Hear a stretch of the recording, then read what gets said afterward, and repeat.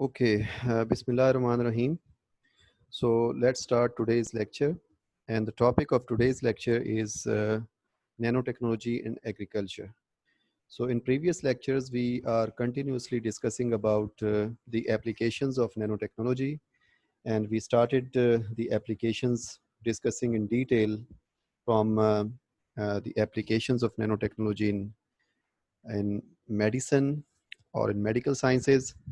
And then we move towards the applications of nanotechnology in the packaging industry. So our today's lecture is the application, how nanotechnology could devise some tools, or how nanotechnology could have some applications in agriculture sector. So first of all, I'm going to discuss a little bit about the agriculture sector. So as you all know that agriculture sector is the main sector, not only in Pakistan, but throughout the world. And if you talk about in Pakistan, agriculture is the backbone of country's economy. It's a backbone of country's economy, and it contributes about 20% share in GDP. So now we are going to discuss little bit about the green revolution that has taken place in agriculture back in 1960s era. So what happened in green revolution that with the population pressure, as the population increased in Pakistan or in other countries, the people started to realize that the per unit area, per unit yield from uh, uh, a yield from the per unit area uh, should be increased. So in doing so, they started to use high yielding varieties. They started to use chemicals in agriculture, like in the form of fertilizers, in the form of using the pesticides or the herbicides. And as a result of that, the yield per unit area of the agriculture sector has increased tremendously. And this was then called as the green revolution era, when the yield has increased tremendously. Right. So in green revolution, we started to use the chemicals in agriculture sector in great amounts. And in the start, it's a very good practice that this use of the chemicals has been transformed into the yield. And but with the passage of time, or as the time goes on, people started to realize that the use of fertilizers or the use of chemicals in agriculture sector is of course beneficial, but it is also creating some problems. And people started to realize that these agrochemicals that are being used in agriculture sector, they are harmful for environment, and they are harmful in terms of in terms of uh, two properties. For example, when we use agrochemicals and fertilizers in the agriculture sectors, they have two negative properties. Number one is their toxicity, right? They are uh, uh, this is right that they are beneficial as well, but they are causing the toxicity as well. And the second property of these agrochemicals is their non-biodegradability. So it means that when we use these agrochemicals, specifically the pesticides or the herbicides, they are going to persist on the surfaces of the food crops, and also on the soil. So what happens that when we use these agrochemicals in great amounts, they cause toxicity by entering into our food chain. And how they enters into food chain, this is due to their non biodegradability property. So they are persist on the main food crops, and when we eat these food crops, they become the part of our body and the bodies of the animals. So it means that they enter into the food chain. And the second thing is that if they are present on the soil surfaces, So with the irrigation water or with the rainwater, what happens that they are washed off from the surfaces of the soil, and they would enter into the surface water reservoirs, and they also percolate through the soil into the deeper soil layers or even into the underground water, and they become the part, these chemicals become the part of the underground water. And when we pump this underground water in order to drink, so what happens that once again they become the part of our food chain. So it means they this is a cycle, they are entering into our food chain cycle. So in this way, these now people started to realize that these agrochemicals are becoming threat not only for the environment, but also, you know, but also for the health of the human beings as well as for the animals. But this realization, if you talk about on the basis of the parts of the world, this realization uh, of the toxic effects of the agrochemicals is more centered in the advanced world as compared to the developing countries. For example, in developing countries like Pakistan or India or Bangladesh or the other countries of the South Asia or the developing countries of Africa, they this realization is little less. It means that we are still using these agrochemicals in great amounts, uh, maybe due to the population pressure and maybe due to the some other socio-economic factors. But in advanced countries like Europe or America, it is now it's a great realization that the use of agrochemicals is becoming a threat, and they are now finding the alternative solutions. So what are these alternatives? It means that after some years or with the passage of time, even the developing countries would also have to realize that the use of these agrochemicals is of course beneficial in terms of increasing the yield, but it at the same time it is becoming a threat to our environment and also for the health of human beings and animals. So it means that we have to find some alternative solutions. And what are these alternative solutions? So for this purpose, we have some nanotechnology based alternatives. So how we could find nanotechnology based alternatives? So here we are going to discuss some applications of nanotechnology in agriculture, that how these nanomaterials or nanoparticles could help to serve as substitutes or to serve as at least the supplements of these agrochemicals.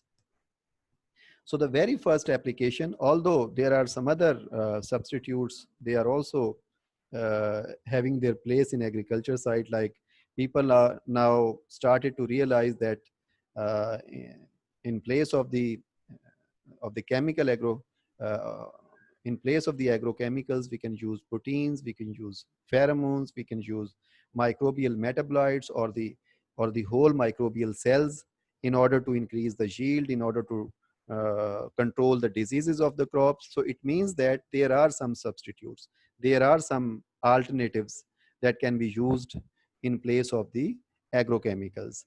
But uh, in these alternatives, one alternative is also named as nanotechnology. We can also use some nanotechnology based tools and some nanotechnology based applications in order to not only increase the yield of the agricultural crops, but also to control the diseases and to control the weeds of the agricultural crops. So now we are uh, we are discussing one by one that what these nanotechnology based alternative solutions are. Number one, nanosensors. So we can use nanosensors in agriculture in order to sense the amount of pollution of the pesticides in a particular soil or water, right? For example, uh, if the farmers have a specific pollution uh, of the use of the pesticides in a particular area, he can sense that those that magnitude of the pesticide in soil by using the nanosensors. So what these nanosensors could do, they are highly reactive, and they would, due to their high reactivity, they would react uh, with the chemicals of the pesticides or herbicides present in soil, and they produce oxygen. And we will measure the amount of oxygen, and this measurement of the amount of oxygen would represent the amount of pollution of pesticides present in soil, right? So it means that we can easily sense the contamination of pesticides in a farm, in an agricultural farm, or in a particular soil by using these nanosensors. So they can also monitor a very small amount of contamination. So it means that even if a small amount of contamination of the pesticides is present in a particular soil, this can be measured or this can be detected by using these nanosensors. And these nanosensors could also be used to monitor the pesticide pollution in water as well. So uh, exactly in the same way that we can measure the amount of pollution of pesticide in soil, we can also measure the amount of pollution of pesticides in water by using these nanosensors. Another application or another product that is nano based are called as nanopesticides. So it means that exactly like the traditional pesticides that we use in order to control the pests of the agricultural crops, we can use the nanopesticides as well. So what are the nanopesticides? Nanopesticides are some nanoparticles that have a great antibacterial as well as antifungal activity. So it means that once they will be applied as a foliar application, or even if they will be mixed in soil, their function will be to control the agricultural pests by the antibacterial activity as well as antifungal activity. So this function is exactly the same function as the traditional pesticides are performing in agricultural fields. So you can use many types of nanoparticles, like you can use silver nanoparticles that have a great antibacterial activity as well as antifungal activity. You can use copper nanoparticles, you can use zinc oxide nanoparticles. So in the same manner, many other nanoparticles could be used as nanopesticides in order to control the fungal pathogens and many bacterial pathogens in agricultural fields. Another application or another product that is nano based and could be used in agriculture sector is called as nano fertilizers. So as you know that that a normal fertilizer is a product that directly supplies the nutrients to the agricultural crops, right? The function of a fertilizer is to supply the ready to use nutrients to the agricultural crops. So this exact function could also be performed by using the nano fertilizers. Now, what problem these traditional fertilizers have? So there is a term that is used in agriculture which is called as nutrient use efficiency, right? Nutrient use efficiency. Nutrient use efficiency means when you apply a fertilizer on a specific farm area, what happens that a part of this fertilizer as nutrients would be utilized by the crops directly, and rest of the nutrients would be wasted. For example, if you apply urea in the agricultural crop, what happens that a part of this urea, a part of this nitrogen, because urea is a nitrogen source, so a part of this nitrogen would be utilized by the plants for their growth, And what happens that the rest part would either be denitrified and becomes the part of the atmospheric dinitrogen, or it becomes, uh, or it is, I mean, it is, uh, it goes to the process of nitrification. That is the formation of nitrates. So either the nitrates are formed or the denitrification happens.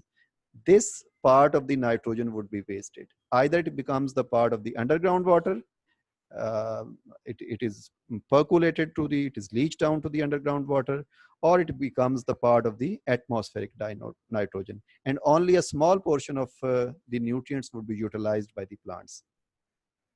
So it means that nutrient use efficiency is the efficiency of the plants to use the mineral elements from soil. So greater the nutrient use efficiency of the plant, greater would be the chances that they would get more nutrients from soil and they would produce more yield ultimately. So in case of traditional fertilizers, what happens that the nutrient use efficiency of these traditional fertilizers is relatively less. As a huge portion of these traditional fertilizers is wasted and is not utilized by the agricultural crops. So here comes the nano fertilizers. It is thought that when we use these nano fertilizers are the mineral elements, mineral nanoparticles, for example, zinc nanoparticles, because zinc is a mineral for the crops and it's a essential nutrient for the plant. So if you use if you use zinc nanoparticles, that would be called as a nano fertilizer. So these nano fertilizer would have greater nutrient use efficiency as compared to the traditional fertilizer. Reasons. What are the reasons behind that? Reason might be their huge surface area and their smaller size. So what would happen that due to their huge surface area, they would have a greater chances to reach the roots of the plants and utilized by the plants as compared to the traditional fertilizers. So it means that nano fertilizers, if they are developed in future, because they are not commercialized till now, so if they are commercialized, if they are used in future as substitutes or in place of the chemical fertilizers, what could happen that these nano fertilizers could be a very could have a very good nutrient use efficiency in comparison with the traditional fertilizers, and they would be it is thought that they would be very good substitutes of the traditional fertilizers. Then another type of uh, product, nano based product that could be used in agriculture sector is the use of nano herbicides. So first of all, we have to understand that why herbicides are used, why traditional herbicides are used. The purpose of using the traditional herbicides is to kill the weeds, right? Is to kill the weeds. So herbicides are those chemicals that have the capability or that have the ability to kill the weeds in plants. So what are the weeds? Weeds are any unwanted plants that are being growing in a particular field. For example, if you have cultivated a wheat, and you would find many kinds of herbs in wheat, those are the weeds, and many chemicals are used in order to kill those weeds. So nano herbicides would be those nano based nanoparticles or nanomaterials that would have the or that have the capability to kill the weeds.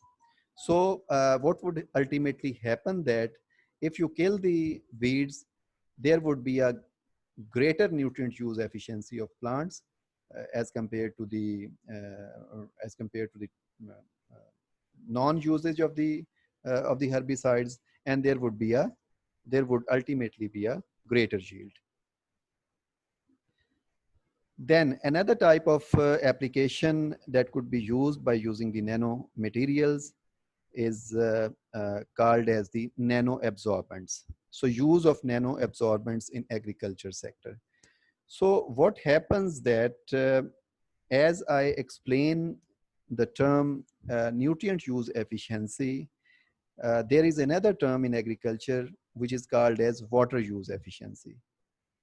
So what happens that when we apply an irrigation to the agricultural crops, so what happens that a part of water, uh, a part of water that is applied, that has been applied as irrigation to the crops is utilized by the plants for their growth, and rest, a huge part is wasted, right?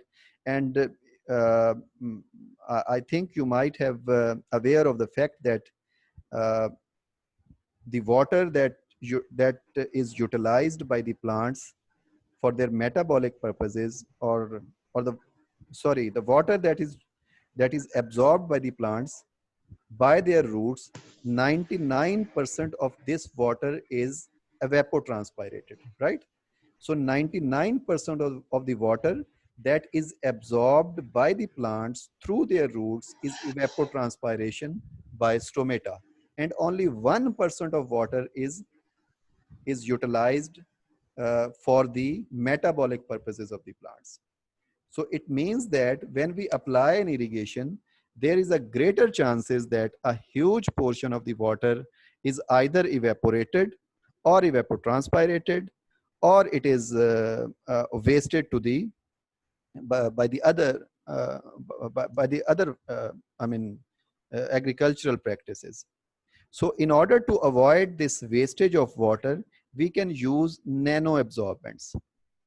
So what these nano absorbents would do that when we apply, when we will apply these nano absorbents, they would absorb a huge amount of water in them. For example, uh, mineral zeolite, for example, hydrogel nanoparticles, for example, polymer nanoparticles. So what will they do? They have a capability of absorbing a huge amount of water. So once they absorb a huge amount of water, and we apply them near the root zone of the crops, what will they do that they will gradually supply the absorbed water to the crop plants with the passage of time. It means that a huge amount of water could be saved, and we can only supply a limited amount of water that could be absorbed by these polymer nanoparticles or the hydrogel nanoparticles, and they would then supply this absorbed water with the passage of time or gradually to the crop plants in a limited amount. So these are the nano absorbents. So it means that once we use the nano absorbents in agricultural practices, there would be a great benefit in terms of water use efficiency. Water use efficiency of the crop plants would be increased many folds. So, for example, examples of these nano absorbents are the mineral zeolites. It has the capability of absorbing a huge amount of water. Then hydrogel has the capability of absorbing a huge amount of water, and they would stay near the root zone of the crops and supply this absorbed water gradually to the crop plants. So this is how the water use efficiency of the crop plants could be increased, and the amount of the irrigation water could be cut, could be made, or in other words, you can say that the irrigation water could be saved. So this is all about some of the applications of nanotechnology in agriculture sector, that how nanomaterials or nanoparticles could serve in agriculture sector by devising some products, or by having some by improving the nutrient and water use efficiency of the crop plants. And lastly, I would like to explain that these nano absorbents or the nano fertilizers or nano pesticides, they are not till now they are not available on commercial scales. They are on laboratory trials, and maybe in future we could see these nano based products as substitutes of the traditional agrochemicals. Thank you very much. If you have any question, you can ask.